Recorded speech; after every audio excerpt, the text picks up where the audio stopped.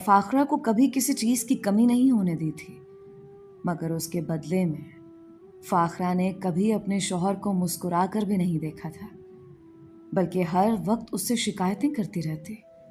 4 बच्चों की पैदाइश ने भी फाखरा के दिल में शौहर के लिए मोहब्बत नहीं डाली थी। मगर आज जब अचानक उसके शौहर की मैयत घर आई तो फाखरा की चीखें निकल गई थी। उसे अपने शौहर की कदर हो रही थी। कुछ रोज़ तो फाखरा के इसी सदमे में गुजर गए।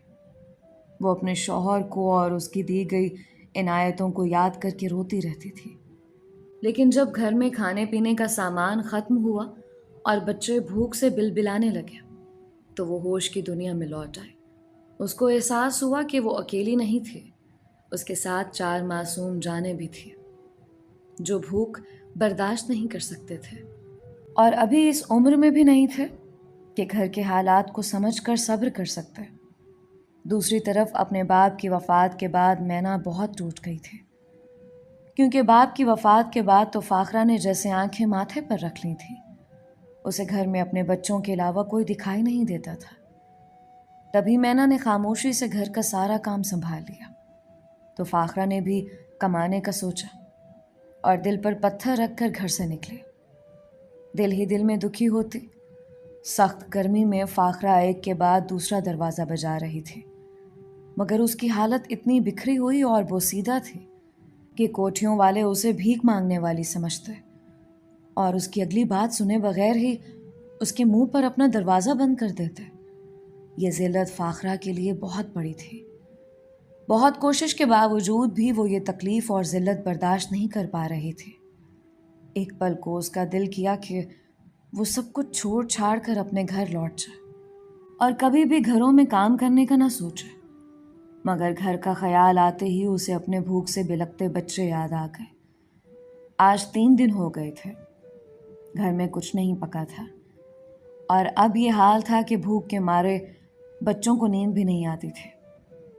बच्चों का ख्याल आते ही फाखरा ने अपनी इज्जत नफ्स को कुचल डाला और एक बार फिर से हिम्मत करके लोगों के दरवाजे बजाने लगे कि कहीं से तो उसको काम मिल जाएगा। ऐसा वो कई रोज से कर रही थी और आगे भी जाने कितने रोज उसको ये सब करना था। इसके अलावा उसे कोई और हुनर नहीं आता था कि वो कोई काम करके अपने बच्चों का पेट पाल सकते। बिलाखिर कई रोज की जान तोड़ मेहनत के बाद फाखरा को एक ऐसी सोसाइटी मिल गई जो बिल्कुल नई बनी थी और वहाँ पर शिफ्ट होने वाले लोग बहुत ही अमीर थे और उनको मुलाजमों की अशद ज़रूरत थी। यही वजह थी कि जब फाखरा ने पहला दरवाज़ा बजाया तो उसे फ़ौरन अंदर बुला लिया गया। अंदर एक उधेड़ उम्र औरत बैठी हुई थी।